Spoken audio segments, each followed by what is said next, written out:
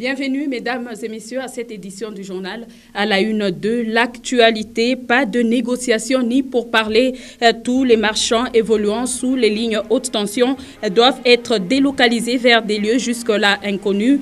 Bonne nouvelle pour certains, mais mauvaise pour d'autres qui considèrent cette décision comme une pilule amère sur la gorge, car ne sachant pas où exposer leurs marchandises actuellement. Et 48 heures après leur débâcle en Allemagne, les vieilles gloires du football de la République démocratique du Congo ont été voir le terrain de leur déconfiture. Ça reste l'unique présence des léopards à la Coupe du Monde.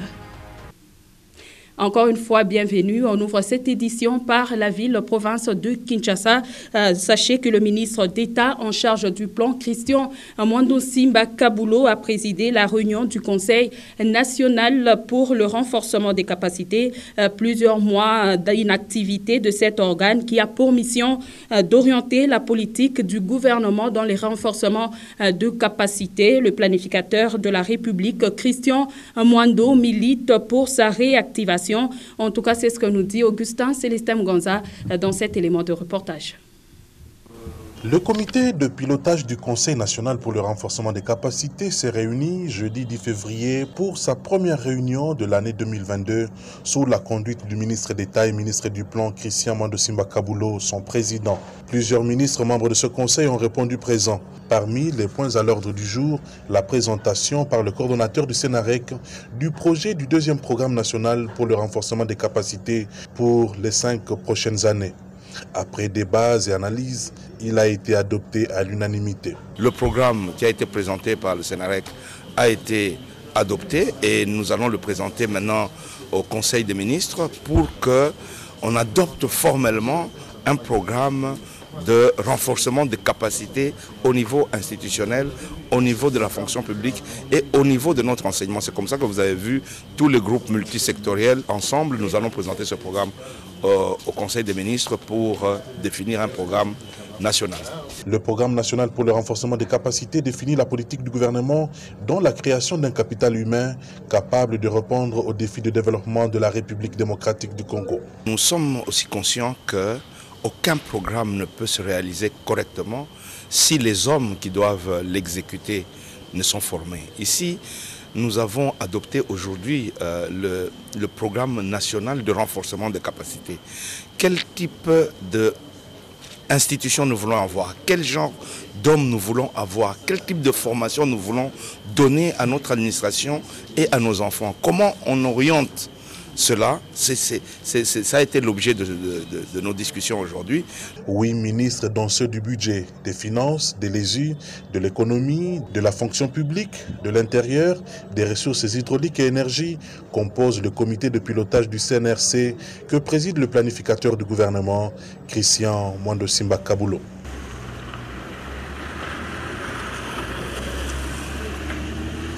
Et on ouvre tout de suite le chapitre consacré à la santé. Covid-19, la pandémie est sous contrôle en République démocratique du Congo. Le variant Omicron qui s'était installé en régression. La vaccination reste le grand défi et une priorité majeure pour le secrétariat technique de la riposte. Bien que le nombre des cas positifs à la Covid-19 a totalement baissé, le professeur Jean-Jacques Mouyembe appelle au respect des gestes barrières. C'était au cours d'un point de presse tenu ce mercredi 9 février 2022. On en parle avec José Hikalumba et Dieudonné Kaninda. La situation épidémiologique de la pandémie du coronavirus se porte bien en RDC. Le variant Omicron est en voie de disparition. Les zones de santé rapportent moins de cas de contamination par jour. La courbe est en baisse, mais la maladie n'a pas encore fini. La confirmation a eu du coordonnateur du secrétariat technique de riposte, le professeur Jean-Jacques Mouyembe Tinfoum. Pour maîtriser la situation, le long nombre de cas est commis par 100, 150 par semaine. Dans le moniteur, ils allaient fin il y a épidémie, mais ils allaient quand même moment où il y a soulagement pour la population. Pour le patron de la riposte, le grand défi dans la lutte contre le coronavirus reste la vaccination. Mais nous sommes plutôt confiants que la pandémie est sous contrôle, n'est-ce pas, dans notre pays. Le seul couac, c'est la vaccination. La vaccination reste une préoccupation majeure.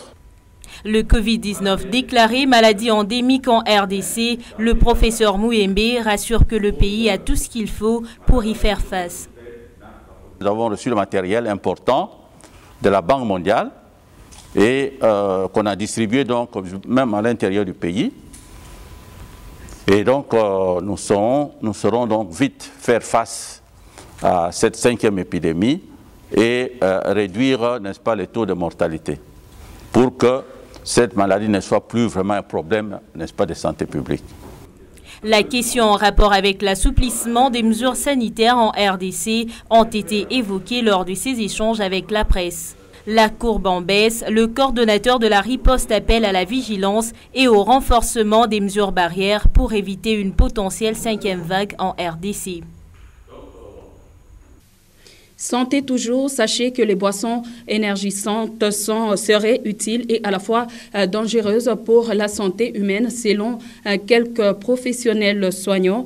Seulement, ces produits sont vendus en grand nombre sur le marché louchois. Les consommateurs en prennent de manière abusive et ignorent même les conséquences. Merveille Congolo, qui a rencontré ces professionnels, nous propose cet élément de reportage. Les boissons énergisantes de presque toutes sortes remplissent depuis un temps le marché louchois. Ces produits contenant dans la plupart des cas la caféine et des vitamines du groupe B auraient des conséquences néfastes sur la santé, des méfaits que beaucoup des consommateurs ignorent, notamment le trouble neurophysique, indique le docteur Fernand Mwamba, un médecin. Trouble neuropsychique, vous allez constater que ceux qui consomment cela, parfois, ils ont un trouble de sommeil. C'est-à-dire, ils ne dorment pas, ils font de l'insomnie. Ou avec ça, avec le temps, vous allez constater que c'est des personnes qui vont développer des céphalées chroniques, des mal de tête, des maux de tête qui ne cèdent pas. Les boissons énergisantes occasionnent aussi le trouble cardiovasculaire, poursuit-il. Des troubles cardiovasculaires. Donc, parmi les composantes, vous avez par exemple la caféine qui peut augmenter le rythme cardiaque. C'est ce que nous appelons la tachycardie, avec comme conséquence l'augmentation du flux sanguin au niveau des reins. Et vous avez une augmentation de la diurèse qui peut aussi aller plus loin, donner même une déshydratation. Vous allez avoir ce que nous appelons une hypertension intracrânienne qui peut même conduire à un AVC. Seules les personnes qui éprouvent des faiblesses physiques peuvent dans certains cas consommer au moins une bouteille par jour. Il est question ici d'éviter des répercussions sur la santé, selon ce personnel soignant. Il faut consommer avec modération. Quand ça vaut la peine. La consommation abusive des boissons énergisantes reste une pratique à décourager. Le seul problème observé est que ces produits seraient étalés dans le marché louchois à la portée de tous. Et comme annoncé au sommaire, le drame qui s'est produit au marché Matadi Kibala dans la capitale commence finalement à impacter les différents coins de la République. Dans le Haut-Katanga, plus précisément à Lubumbashi, tous les marchés qui sont situés sous la ligne haute tension se verront délocalisés de leur lieu habituel. Je vous propose cet élément que signe Gaylor Chamba. C'était un bilan lourd survenu au marché Matadi Kibala dans la capitale Kinshasa. Pour prévenir d'autres incidents similaires, tous les marchés situés sous les lignes haute tension doivent être délocalisés vers les lieux inconnus jusque-là. Une mesure bien accueillie par certains vendeurs à Lubumbashi qui en tirent les conséquences. Oui, bon, ça allait bien. Ça boy peuple akufa. Ça na posa la biso mais biso no lokoso. Donc dimaki ko va na à haute tension. Donc il va quitter que un jour signe ko katana. Mais l'État a la biso en place. Après sa biso place, mon sostomo ite. Ondimi ango. Tupatia hata siku tu kwa gisi batupange kwenye tutaenda. Hatuyabisha na tuwezi bisha naye. Juu ile nashini kutuprotéger mu maisha yetu. Pour d'autres, c'est une mauvaise nouvelle. En tout cas, une pilule amère sous la gorge. tutoshe makabini juu tuku mchinya manishinga kama ni kukini bantu balikufa mena ole watupachata madele wanatuambia tu jana shefa lalamika nini mpaka leo utoke leo wacho pale pena nyingishia paike po pale pena nyingishia asa tutenda wapi Kilitu Buluma, tuko na batoto, tuko na bankana, hatujoko tutaenda nabo. Mwisho wa mwezi hapa wanatanza examen. Bananza tulomba mamakuta kumasomo. Kumasomo bata tusikilia Buluma sasa walitufukuza msoko. Umu njo biro yetu, shi hatuna salaire. Salaire yetu na shie ni umu. Njo kule tu batulombe Buluma. Peu importe, aucune négociation ne sera accordée, déclare Rémi Moussensé, bourgmestre de la commune annexe. Justement, ici il n'y a pas à négocier parce qu'il y a eu Mordon, vous avez suivi tout ce qui s'est passé à Kinshasa, il n'y a pas à négocier. Qu'ils partent d'abord sur les instructions qui nous viennent de la hiérarchie, nous devons les exécuter. Nous ne voulons pas nous impliquer, aller casser. Ils ont construit en tout cas dans la totalité, c'est sur la sécurité de l'État. Donc, sur la haute tension, si je peux adresser à tous ces gens-là un message, c'est celui de commencer déjà à quitter parce que l'heure est grave, nous n'allons pas tolérer que les gens puissent continuer à mourir comme ça et pourtant ils sont sensibilisés. Encore dans le funérarium, les victimes de Matadi Kibala auront une journée d'hommage, renseignent les sources proches avant leur inhumation. Et vous le savez peut-être, les quartiers Kaloubwe et Chamalale sont depuis leur création séparés par la rivière Lubumbashi. Suite au manque de ponts pour relier les deux quartiers, les habitants de cette partie de Lubumbashi sont obligés de faire de longs trajets pour contourner. Pour ceux qui sont pressés, ils utilisent la pirogue. Seulement que ce moyen de transport constitue une dépense de plus pour cette population. Le constat a été fait par Joël Kateloa, Nadine Moutambala ainsi que Ben Kaembe. Environ 10 mètres, c'est la distance qui sépare les quartiers Kaloubwe et Chamalale. Pour aller d'un bout à l'autre, les habitants de ces deux coins dépensent près de 500 francs en prenant la pirogue. 250.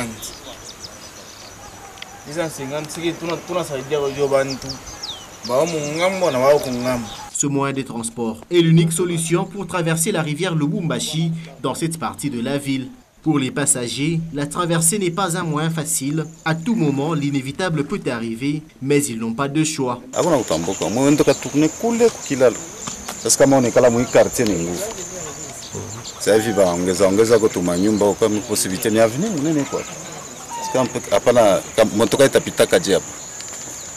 Il fallait puisque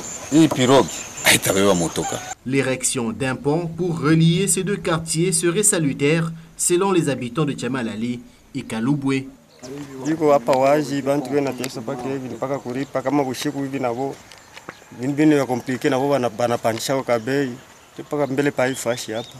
Pendant la saison des fortes pluies, le danger est grandissant. Et c'est depuis le lotissement de ces deux quartiers que la population est butée à cette difficulté. Et tout de suite avec Suzy Ogolelo, nous allons parler de cet incendie qui s'est déclaré ce jeudi 10 février au quartier Kabulamichi. Plusieurs biens de valeur ont été réduits en cendres lors de cet incident. En tout cas, les dégâts matériels sont énormes. Plusieurs biens de valeur réduits en cendres lors d'un incendie au quartier Kabulameshi.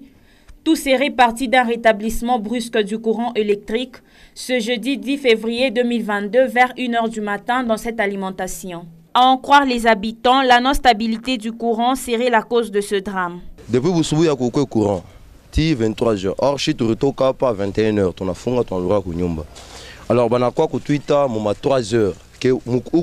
Alimentation chaque fois comme on 120 000 longol. On a récupéré pas que ma sucre on n'a pas dû on a récupéré. 23 heures courir na flashé combien na radio en gouvernement presque 350 à 400 d'après ma information il y a ba voisin ko kompembeni. Alors moto mukuluria vile tupata tunaria au mundani. Bakuja attendre que binezo lungula mezo fanini. Puis nguvu muntu à perdre quantité ya capital sai et puis à Shimami parce que il fallait kuyenga. Après avoir kuyenga, il fallait tena kulurisha bintu bya kujisha. Alors vous imaginez catastrophe na fanchika na bintu biko po kiloko. Malgré le paiement de factures de SNEL, les problèmes liés au courant sont toujours enregistrés dans ce quartier. Shukura tupatake moto me facture na kuyaka chaque fin du mois na kuyaka tunalipaka. Me ukulisha tukalake na moto. Beko nafa batakata moto pour que babaite bako ba makuta kwa mpango hii kumugisha tufatia mu Kongo. Pour que bo bapate shi tutu na nani. Mixer na lungula paka na moto abo ya kabula meshi. Congélateur na lungula. Me facture faut mourir. La stabilité du courant au quartier Kabula-Meshi, voir sa régularité, voilà tout ce que demandent les habitants de cette partie de la commune annexe. Et du sport dans ce journal avec le document qu'il faut pour implanter une discipline sportive en République démocratique du Congo. La Fédération congolaise de mini-foot a, au cours d'un échange avec le ministre des Sports et Loisirs, Serge Nkondé, reçu des orientations idoines pouvant leur faciliter la pratique de cette discipline sportive sur le sol congolais. C'est ce que nous disent ici Valdo Simon Yamba et Olivier Ambié. Conduite par Gaston Benga, président de la Fédération congolaise de mini-foot, la délégation de la Confédération africaine de cette discipline sportive, avec à sa tête Ashraf Ben Salah, a eu un échange fructueux ce mercredi 9 février avec le ministre des Sports et Loisirs Serge Nkondé. Avec Ashraf Ben Salah, vice-président de la Fédération mondiale des mini-foot, le ministre Nkondé a été bien clair sur les exigences liées à la pratique d'une discipline sportive en RDC. Nous sommes très fiers d'être ici. Monsieur, son Excellence l'a bien dit qu'il faut vulgariser ce sport partout dans toutes les régions. Nous, comme Confédération africaine, Fédération internationale, oui, c'est notre démarche. Des exigences en guise de responsabilité à charge de la Fédération congolaise des mini-foot, a reconnu Gaston Benga. Et pour nous, c'est un privilège, c'est quelque chose qu'on ne va jamais s'amuser avec. On comprend bien que ça vient avec de lourdes responsabilités. Il a été très spécifique dans le sens que cette discipline doit être implantée sur toute l'étendue de la RDC, donc dans toute la province, avec l'accompagnement et de la Confédération africaine du mini-football. On va être à mesure de faire cela dans les délais le plus bref que possible. Le président de la Confédération africaine des mini-foot n'est pas venu bredouiller. Ashraf Ben Salah a offert à Serge Nkondé un maillot et survêtement, une manière pour lui de l'inviter à la pratique de cette discipline. Et puis, début des essais de travaux d'éclairage du stade des Martyrs. Le ministre des Sports, Serge Nkondé, a assisté mercredi dans la soirée à un premier essai. Question de se faire une idée sur l'avancement de ces travaux dans ce chapitre. Regardez. Jour après jour, le gouvernement congolais s'emploie à mettre dans les standings de la CAF et de la FIFA les stades des Martyrs de Kinshasa. Cette fois, c'est le chapitre sur l'éclairage qui est en passe d'être élagué des griefs retenus contre ces temples du football congolais par la CAF et la FIFA. Pour ce faire, le ministre des Sports et Loisirs, Serge Nkondé, a été convié par l'entreprise à charge de ces travaux à assister aux premiers essais de calibrage de la lumière sur l'aire de jeu.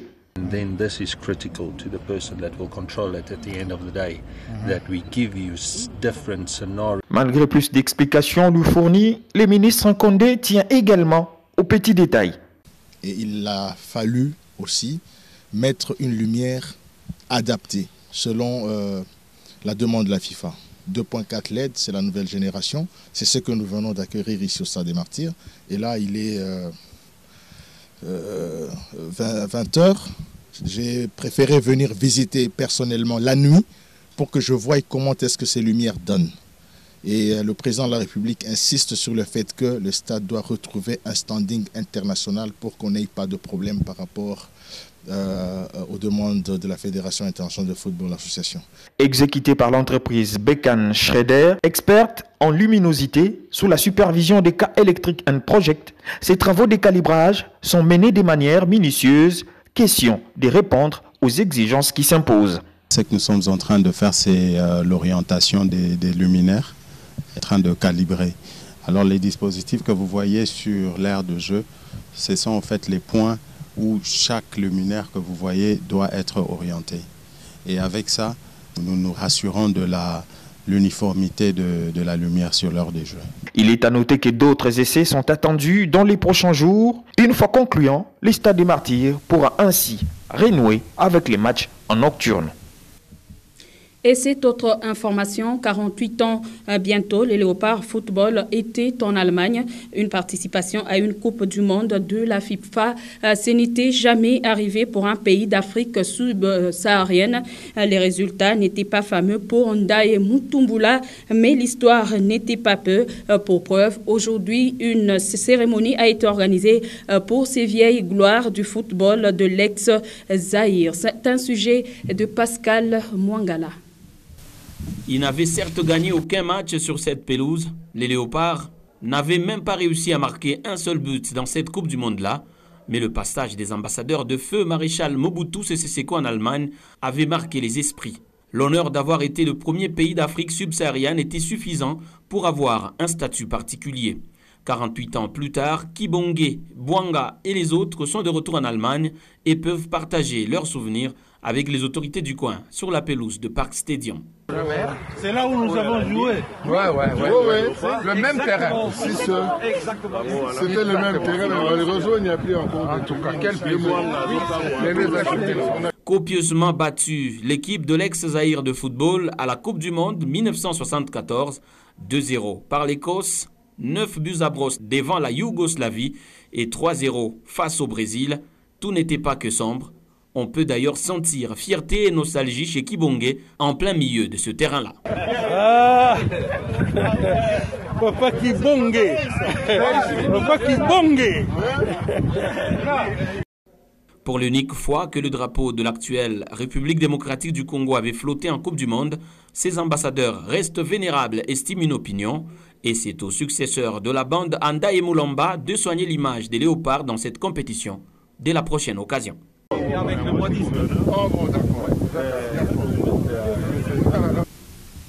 Le dossier François Béa, toujours et encore à la une. Le journal La République, paru le mercredi 9 février à Kinshasa, y est revenu. Mais cette fois, c'est une réflexion d'un autre confrère que ce quotidien d'information générale partage. D'autres sujets, notamment la lutte contre la corruption, c'est à découvrir dans ce condensé que signe Pascal Mwangala Mahmoud.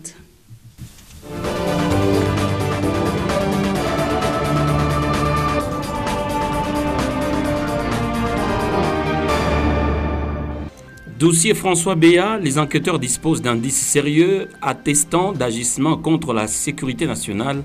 Une réflexion de Patrick Ngowo à lire dans le numéro 1224 du journal La République, paru à Kinshasa le mercredi 9 février dans la rubrique La Plume des Autres sur la page 8.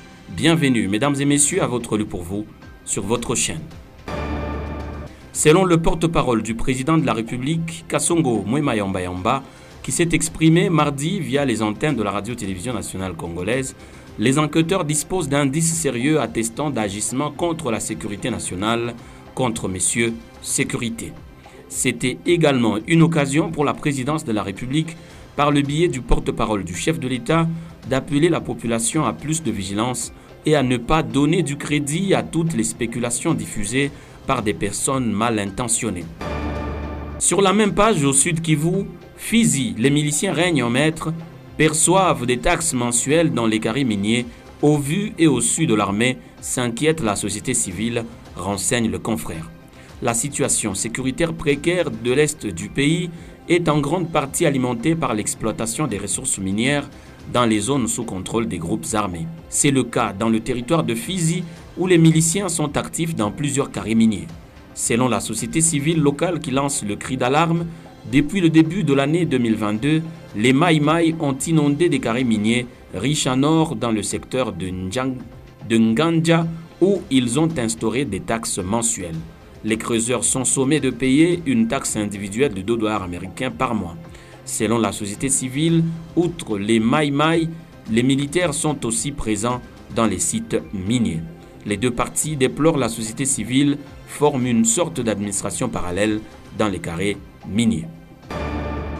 Trésor public, fin alerte pour lutter contre la fraude fiscale et douanière, titre le confrère sur la page 2.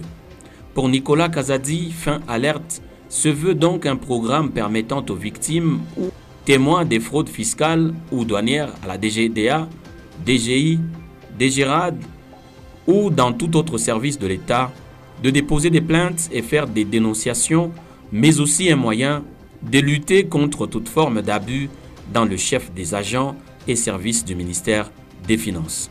Dans la foulée, il a souligné que cet outil se veut être un canal d'échange direct entre le ministère des Finances et la population, mais également un outil de dissuasion puisque partout où sont gérées et collectées les finances de l'État, les services savent que le ministère est au courant de ce qui se fait.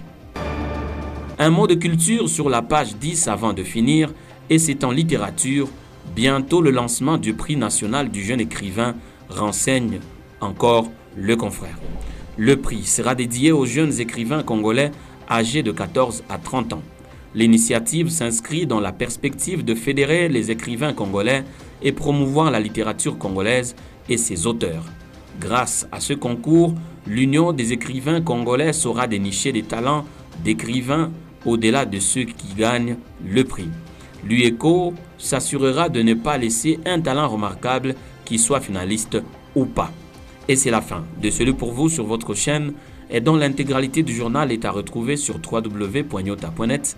Merci mesdames, merci messieurs de l'avoir suivi et surtout, tâchez de quitter cette terre en l'ayant rendu un peu meilleur que vous ne l'aviez trouvé.